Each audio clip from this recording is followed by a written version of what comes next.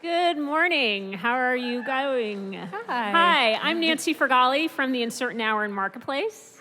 And I'm Krissy Clark, also from the Uncertain Hour at Marketplace. I love the cat calling. I can't tell who's doing it. Thank you for Raise the your cat hand. calls, guys.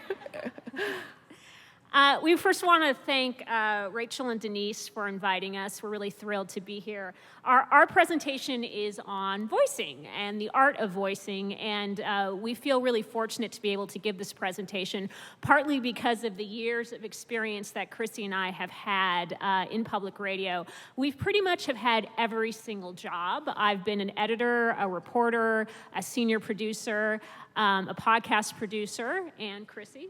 And Nancy's good at all of those things. And I've been a reporter, a host of this podcast, also a producer, an editor, and my very first job in audio things was I was the assistant to a woman who marketed a new age music public radio show. so you can start from very obscure directions. Yeah, and so we've been in the trenches. So we are going to, for this presentation, play a bunch of audio clips and talk you through about how we think about voicing, and hopefully along the way give you some tips and some tools that we've learned. We also want to say, very exciting, we just came from the studio and our second season is about to drop. Episode 0 just dropped, so if you have an opportunity to, please subscribe to The Uncertain Hour. That's the shameless plug. So let's get started. The first thing you want to ask yourself when you're voicing is, how do you sound? Did that work?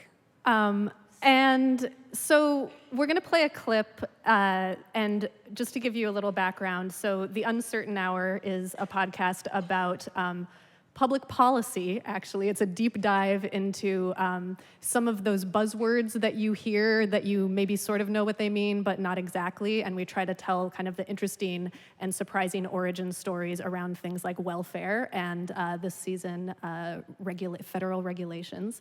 And so to give you context for the clip you're about to hear, part of what we were looking at in this episode was where welfare dollars actually get spent, and it's not places you would necessarily think of.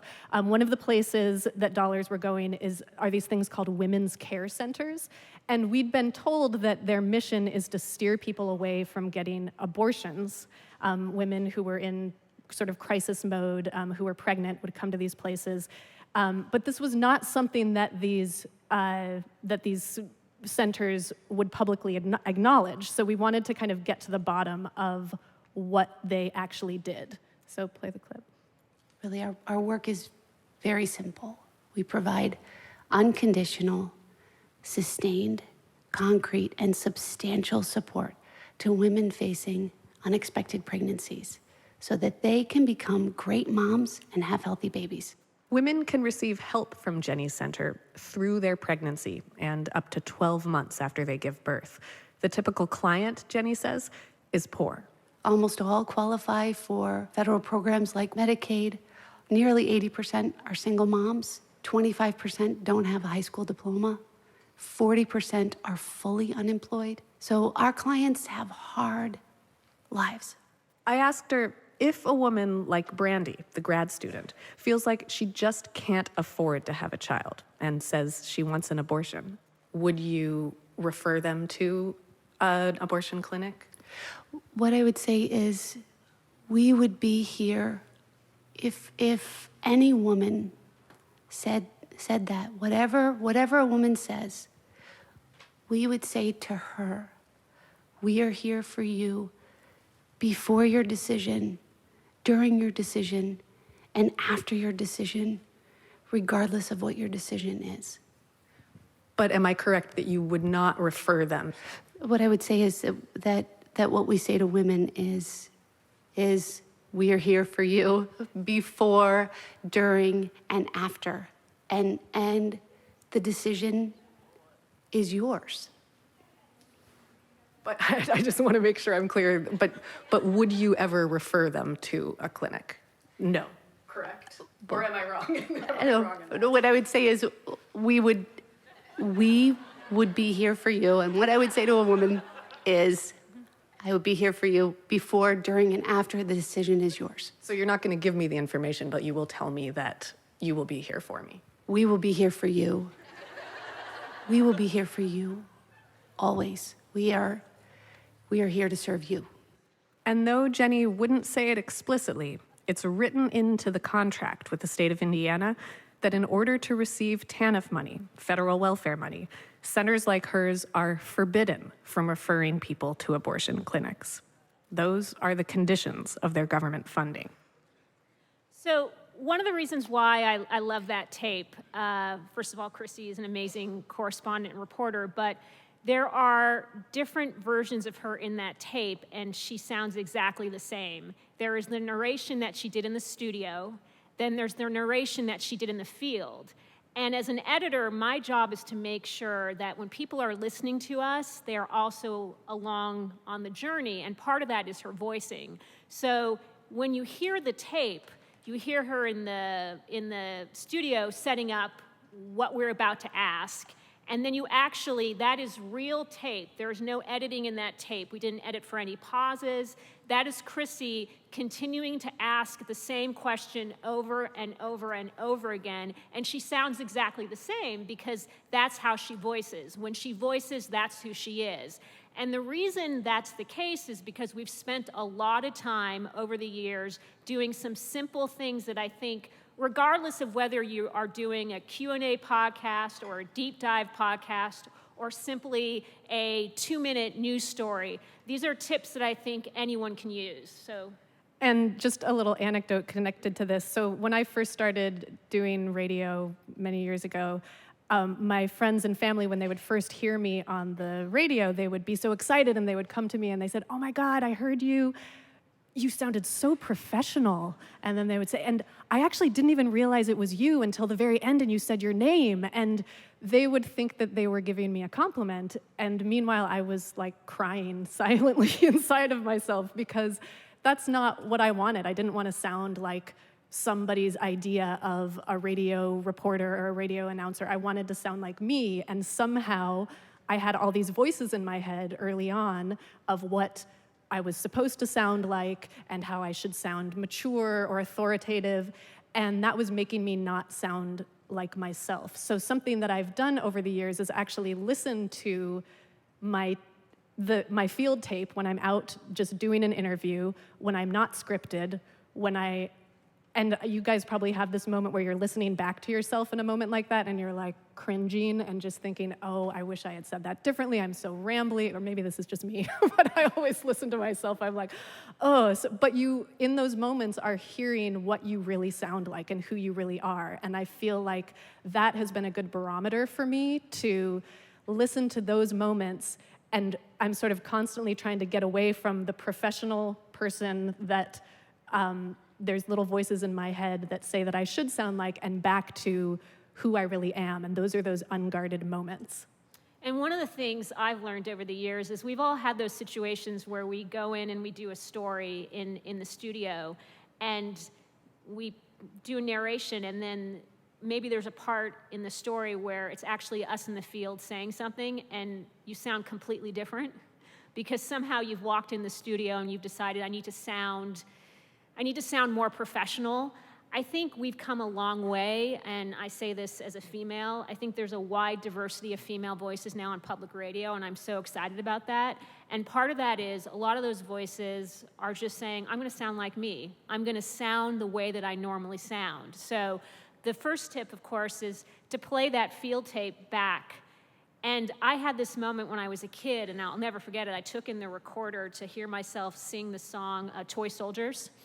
And I remember thinking I was going to be a singer, and I played the song back, and it was so horrible. And I realized I was never going to talk again, and I ended up in radio anyway. So that being said, listen to your tape. When you go out in the field, listen to the way you actually ask questions. That's going to be more like the way you should sound when you're actually narrating a story. Another tip to kind of explore the toolbox of ways you can talk and ways you can get to be yourself, or sort of the best version of yourself, it connects to another story I was telling Nancy the other day. So early in my career, I was on my way to meet a friend at a restaurant. And I was driving there by myself, and I was listening to the radio. And when I got there, my friend said, "Oh, I actually saw you. Like, we were driving in the car, but you were on the street next to me. And I was going to wave, but you were so animated. You must have been talking on the phone with somebody because you were just like in this very animated conversation."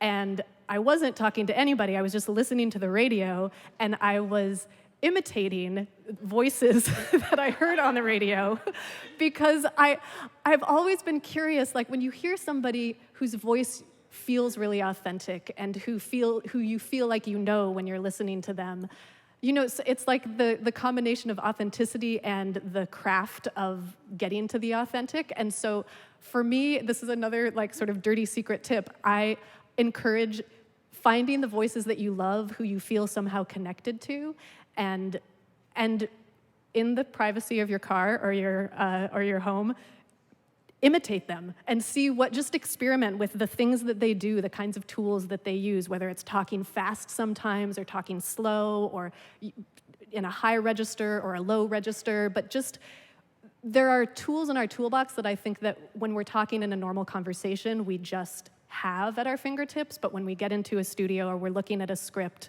we forget them. So I think it's like kind of a muscle memory thing. So talk to yourself is another tip. So one of the tips that we really focus on is this idea of how do you write. Obviously, writing is a really important sort of foundation to voicing. And in my job, I usually bring in a lot of new reporters, or I work with a lot of freelancers. And one of the things I like to do in my job at Marketplace is I like to walk around the newsroom.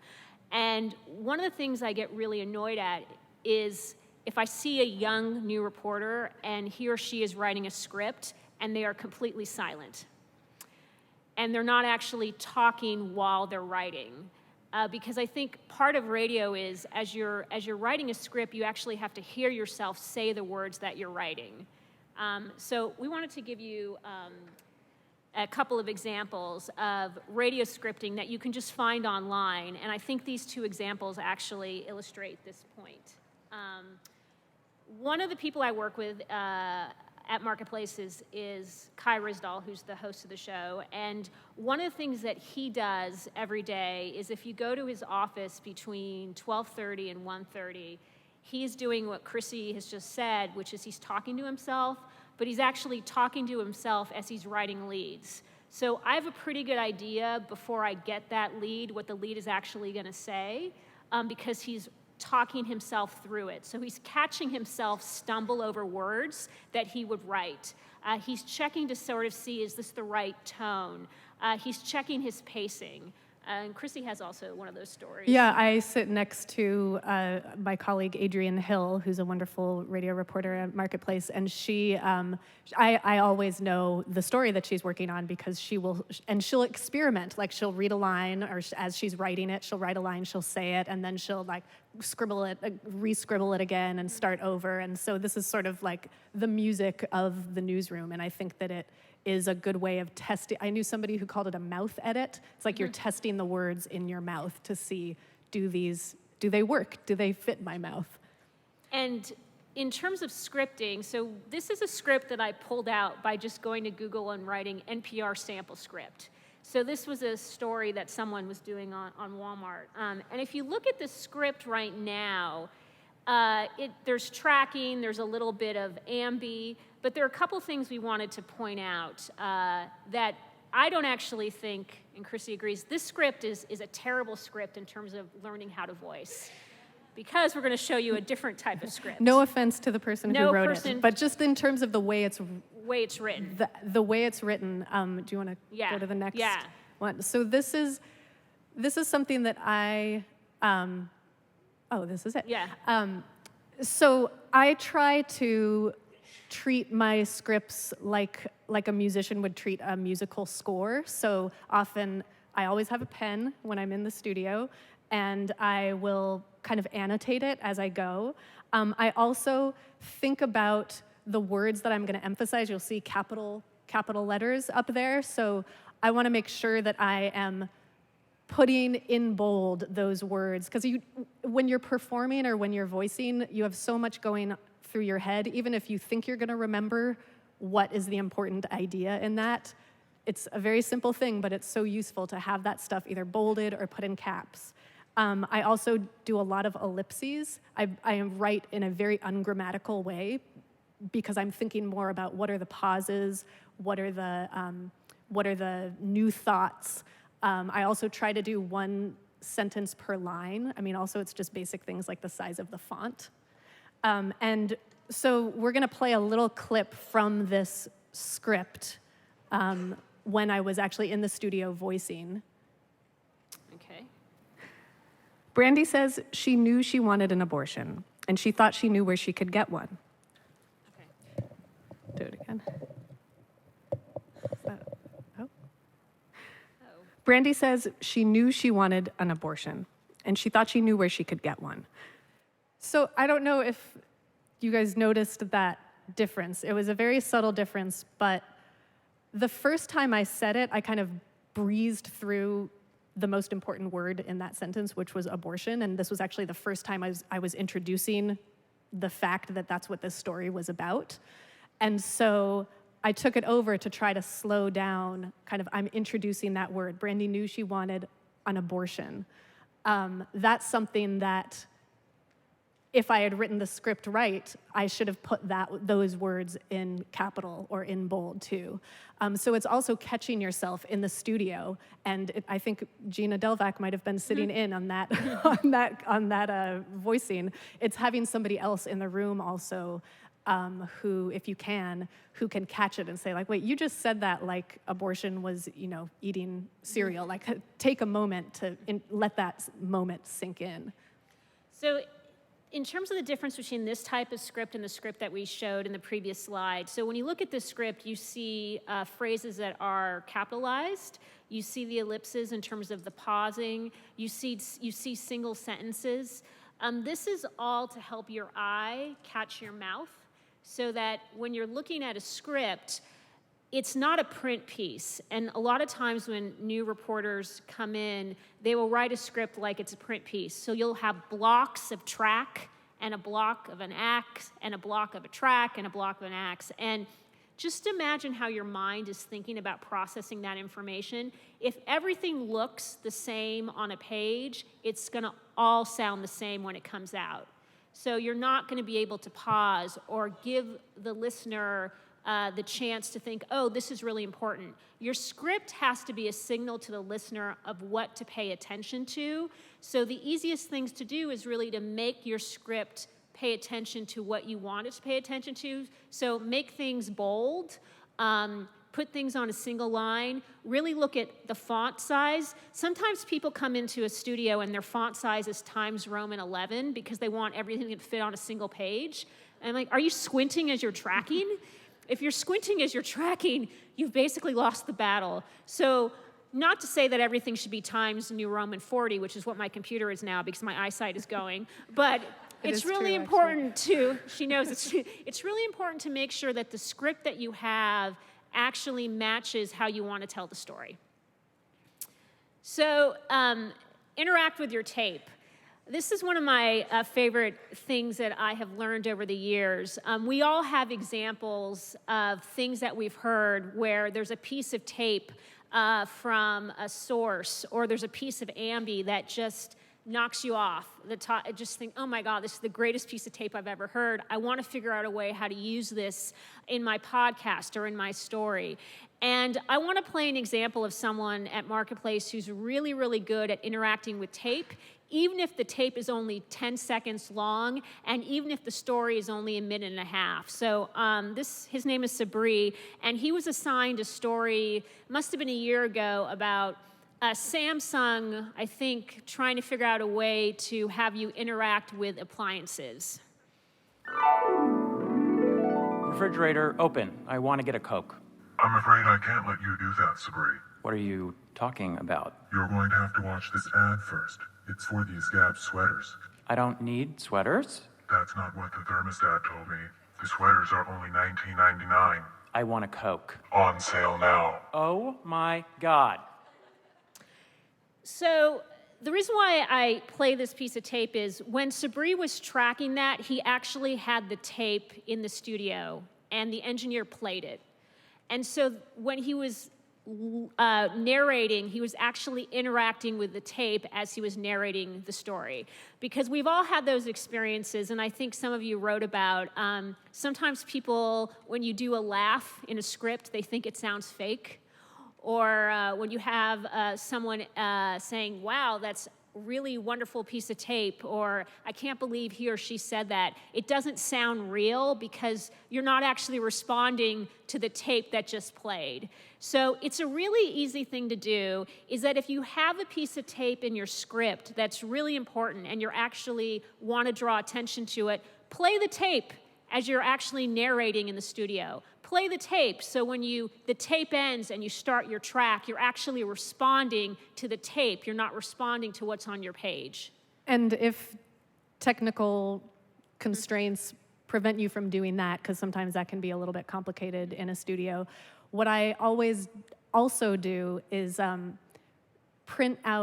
transcribe the full clip that I'm going to be playing, that I'm going to be responding to. Sometimes I think that for time and for efficiency, we'll just put like the in cue and the out cue.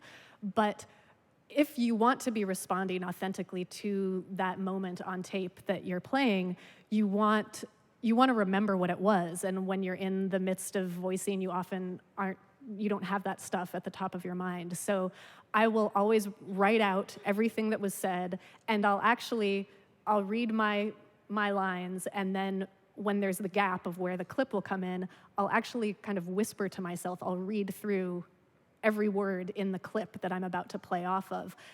It gets you back in that moment. It gets you in that headspace. Sometimes they will, whatever tape it is, will be playing. They'll be saying a word that then you're gonna say again, and it's always different if you're saying a word for the first time in a while versus if somebody said it right before you. So it's just these little nuanced things, but it makes such a difference. It makes you sound like you're actually there in the moment listening to what's going on, as opposed to just reading something unrelated to the tape that was just played.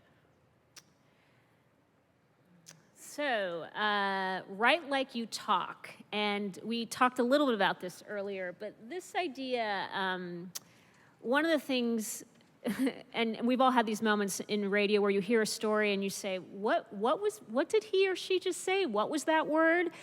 One of the things that happens initially when people come into radio is they tend to try to use words that I think are not conversational but are impressive.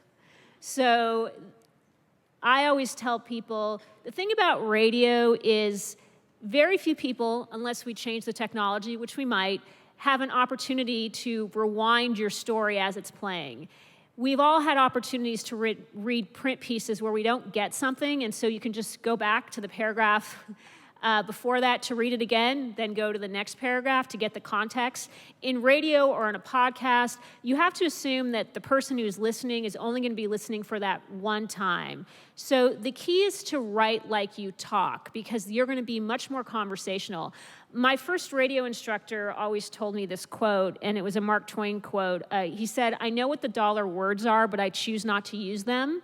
And the idea is everyone knows that you're smart. Everyone knows as a storyteller, you know what you're talking about. So the key is to make it as conversational as possible and break down those words. When Krissy and I, we work on an economics show, which economics can be really boring. It can be very complicated, but our mission is to make sure that what's complicated becomes conversational. And 90% of that, when you're editing a piece on Marketplace or when you're editing the Insert Hour, is to make sure you're using words that are easy to say, and you make sure you're using words that you normally would say in your everyday life.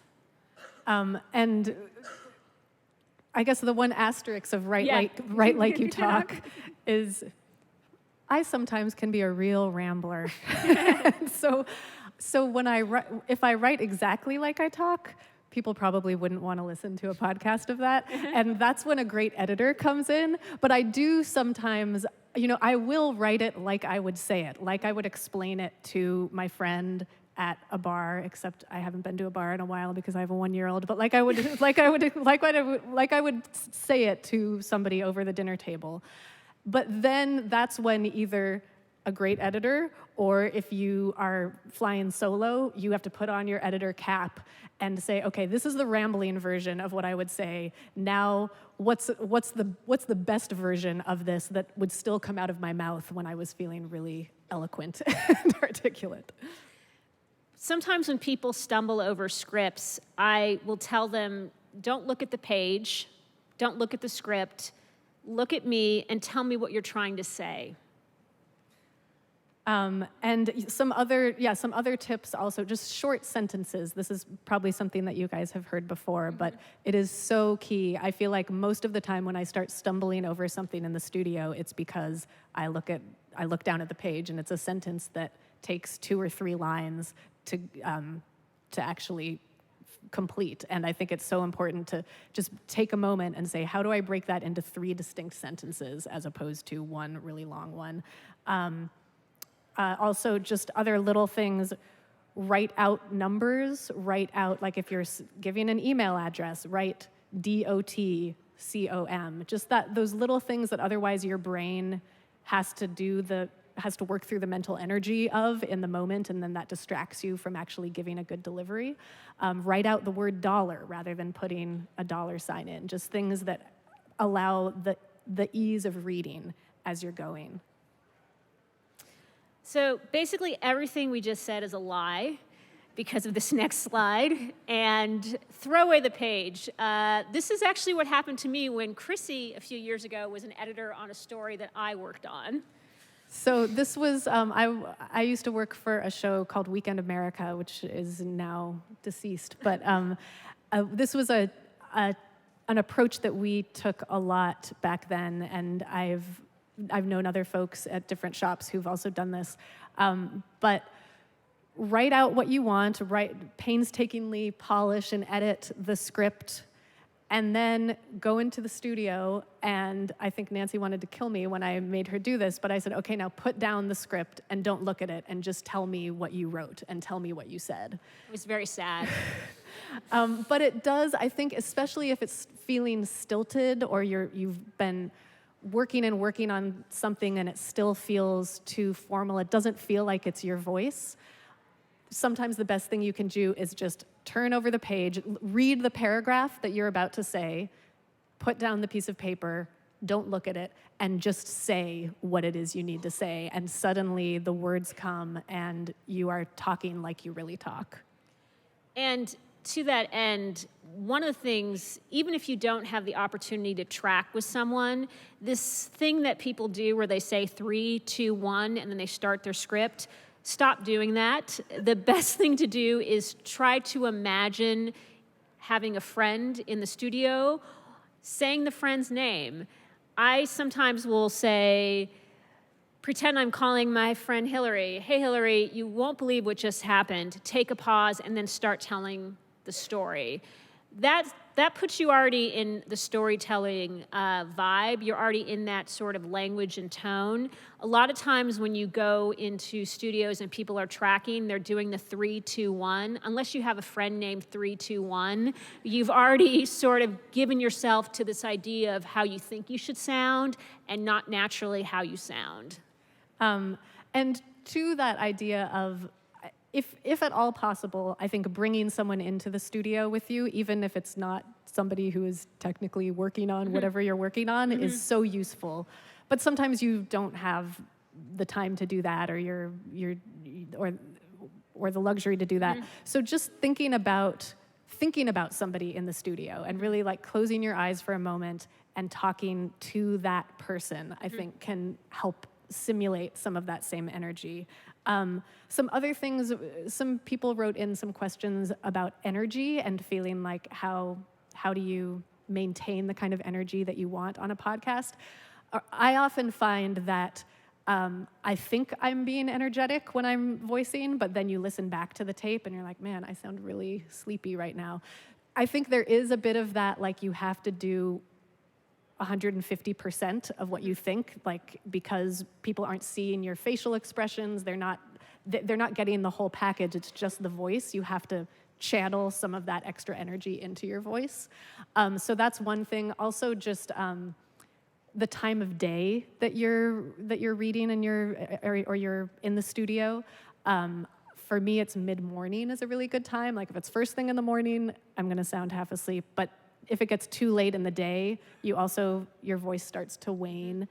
And vocal exercises too. I was in high school chorus, and we would do like la la la la la's and the ma ma ma ma ma, like just exercising the muscles you're going to be using. You are kind of an athlete, and you're performing like an athlete performs. So just whatever it takes, move your mouth in different ways to get those juices flowing.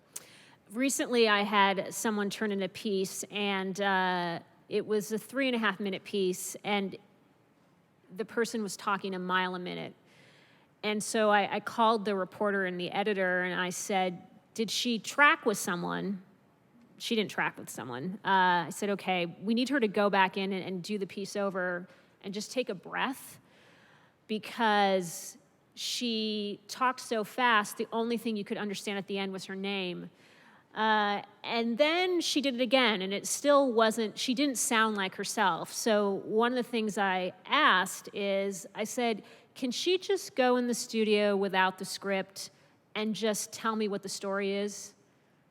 And she can just say, so-and-so said this. Just go through and tell me what the story is. So we did that, and then I had her listen back. And it was like a switch came on, and she realized that she was going super fast because she thought she had to go super fast, and that she was trying to emulate someone that she heard on NPR, because this was it was her second piece. So that's something also I really encourage people to do. If you are struggling with a piece and you can't get it right and it doesn't sound right to you, throw away the page, go in, take a Marantz, even if you're not in the studio, and just record the story in the Marantz like you were telling a friend the story, and then play it back and hear how you sound. A lot of times, it's sort of like, again, hearing yourself in the field. You're giving your story the field treatment, and more often than not, what you're going to do is you're going to catch yourself when you naturally want to emphasize a word. All of us are storytellers. All of us have friends that we call and we talk to when we want to tell them a story that happened to us. And when we tell that story, there are places where we put emphasis. There are places where we pause. There are places where we go super fast. There are places that we slow down.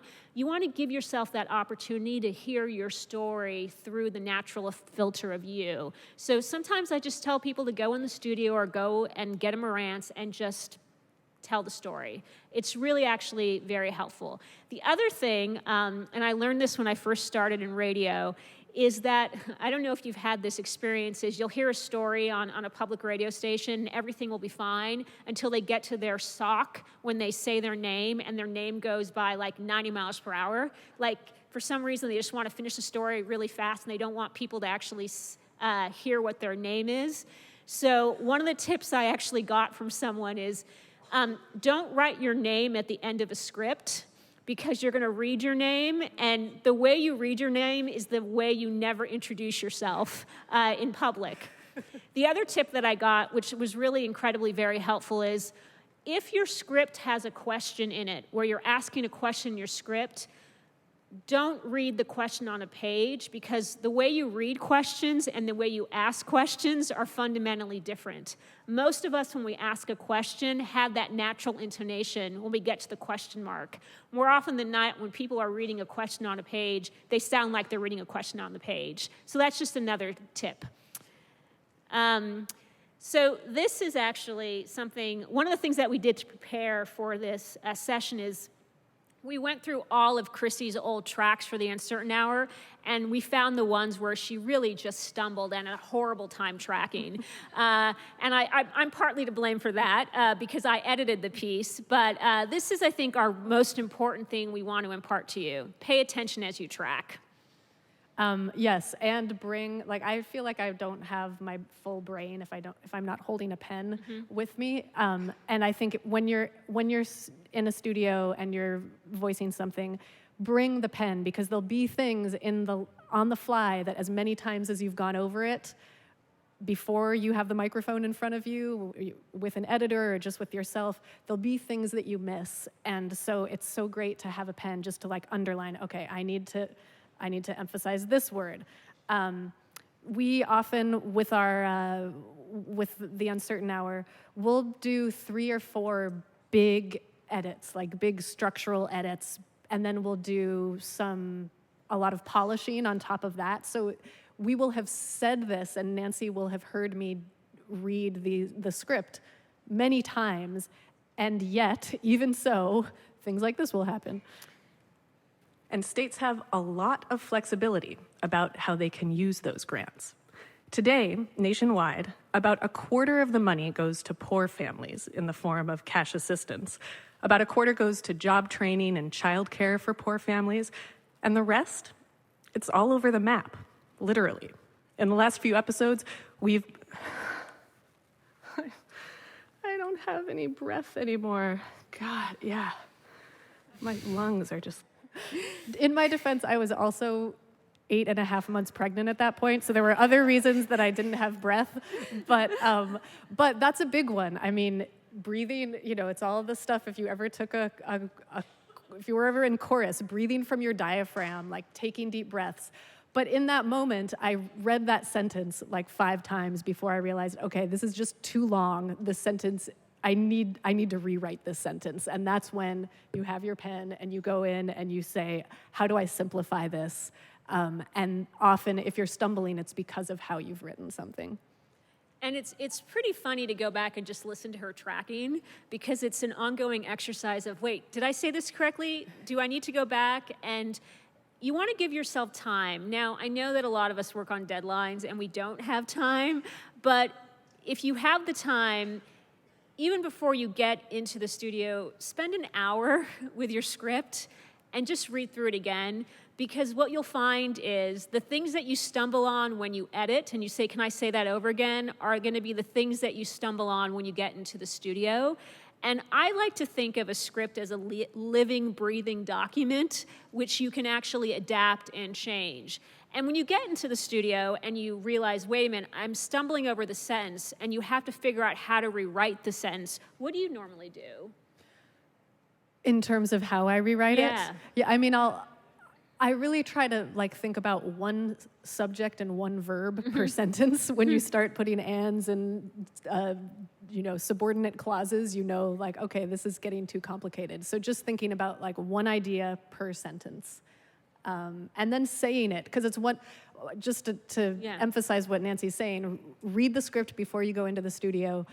But don't just read it in your head, read it out loud. Even if you are whispering, depending on where you are, say those words out loud, because it's so different when you actually have to form them with your mouth. The most annoying thing you can do to yourself is to be quiet. You're in radio, you're not in print. It's podcasting. Or podcasts. You have an opportunity you have to remember that what you're saying is actually be connecting to what someone is hearing. They are not reading what you have written. So give yourself an opportunity to actually hear yourself say those words. And what you'll find is these are all things that take time, but eventually you'll get to a point where you'll realize there are certain words that we all stumble upon. I cannot, for the life of me, say the word drawer for some reason. It's been something that has been plaguing me since I was a kid. Wait, what word? Drawer. I can't say it. And a couple, okay. I can't say that word. I'm a very educated person. I just cannot say that word. And I remember one of the first stories I ever did was I went into someone's house and they were doing a remodel, and I had to use the word drawer, and I kept on. The editor was getting really angry at me, and I realized I just can't say that word. And I don't feel bad about it. We all have words that we can't say. So what I'm saying is you'll get to know a dictionary of your own words, right? There'll be things that you just can say that you can say much more easily than other words, and that doesn't make you a good or a bad person. That just makes you you. Some of the comments that we read before we started planning this session were these thoughts that people are like, I'm having a really hard time sounding natural. People tell me that I'm not sounding professional enough. I'm running out of breath. And in some ways, it sort of broke my heart, because All of you are incredibly talented. All of you are here because you are natural storytellers. So you have to have faith in yourself that sometimes it does take practice, but the best version of you is you. It's not someone else telling you how you should sound. One of my favorite reporters who used to work at Marketplace, who now works at NPR, her name is Stacey Vanek Smith. And one of the things that someone told her when we first started out in radio is they pulled her aside and told her that she should start smoking so that she could lower her voice. And I remember being really horrified when I heard that story. She did not, by the way. She has a wonderful voice, but some of it is, as I said before, is the diversity of female voices. I know that a lot of people have probably heard the complaint about vocal fry. To me, I just say ignore vocal fry. It's how you sound. If there are people who feel like it doesn't sound the way they think it should sound, screw them. They don't have to hear your stories. So the most important thing, I think, for us is to make sure that you have the tools and the tips to sound as much as you can like yourself. Yeah, hear to Hear, that. hear. So we were told that we only had 40 minutes and we were going to bring some people on stage to practice their voicing, but we can't, so we're sorry. But we just want to say thank you again for letting us come and share our thoughts with you. And we wanted to do one last shameless plug. Subscribe to The Uncertain Hour. It's a wonderful podcast. And do you want to talk about the lunch thing? Oh, and we have an announcement. Thank you guys so much for coming and listening. Yeah. You should know that you should come back here after lunch to hear from Marianne McCune and Emily Botine, two wonderful, amazing, talented podcast and radio makers, for a session called, see, I can't even read my own script, but it's not in my handwriting, for a session called Put Yourself in My Ears. Yeah. So that'll be here after Thank you lunch. very much. Enjoy the festival. One quick announcement also, if you haven't already, yes, come back after lunch. We're going to start at 1 o'clock sharp. If you haven't already RSVP'd for the Thursday party after the Two Dope Queens show, I think it's around the corner at Broadway Bar. It's literally 1 block away at Broadway Bar. We just need you to RSVP so we have a count. So don't forget to do that. You should have an email. And thank you. See you soon.